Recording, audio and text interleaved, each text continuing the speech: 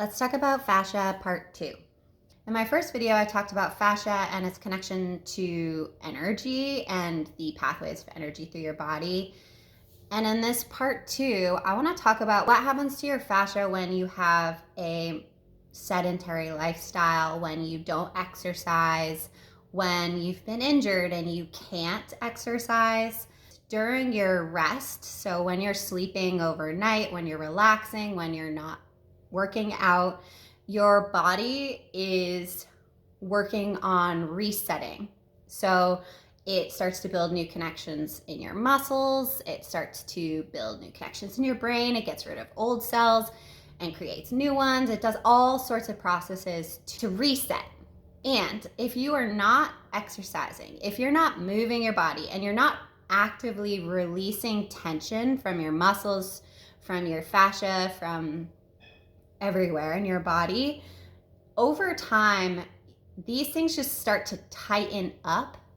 And actually, tight fascia gets sort of like a rough texture. So instead of like your muscles gliding easily and smoothly, instead of like movement being easy and smooth, it's sort of like sandpaper, and it gets grippy and it creates inflammation and it creates pain and discomfort. And then over time, your body adjusts to this tension, this tightness, and your body starts to move in a different way, which then creates weird, like your hips are out of balance, or like one shoulder is higher than the other, or, and these things trickle down in your body. So like something going on in your hip trickles down to your feet, something going on in your chest and your back trickles down to your arms, to your fingers. And this referred pain, this referred tension follows the fascial planes, and you can kind of see patterns in your injuries and your tightness if you look at the fascial planes. And your fascia is just one of the tools that can show you the patterns of your pain and your injuries. And if you use the fascia to trace everything back to its source, and you start to work on the original cause, like say it's your shoulder, you start to work on loosening the fascia in and around your shoulder that was maybe caused by an injury a long time ago, but you never really addressed it. Once you start working on that root cause, everything else sort of like trickles down and releases as well.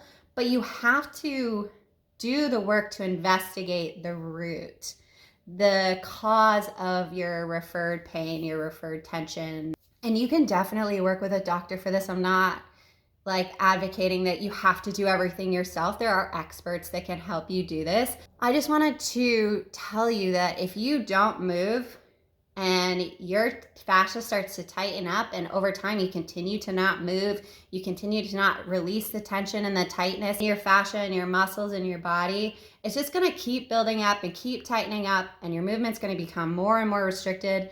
And then it's going to be even harder for you to eventually release, because you're going to have to do active work to like get rid of all the tension that built up over time. And so if instead you just get in the habit of doing fascia releases, or exercising and walking every day, or just stretching every day, and you just release a little bit of tension every morning and a little bit of tension before you go to bed, you are helping your body like process and release so much more than you can even see. And if you are proactive, your fascia will never get to the point where you're like so tight that you can't move your shoulder right, and you have to like go to PT and chiropractic and do massage and all these things to like eventually loosen it up.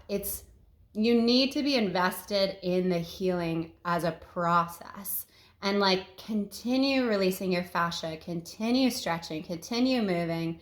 And that is what keeps your body free flowing, and it keeps the structure instead of becoming like sandpaper and causing inflammation and pain. I hope this is helpful. You guys liked my last video, so hopefully this one resonates with you too.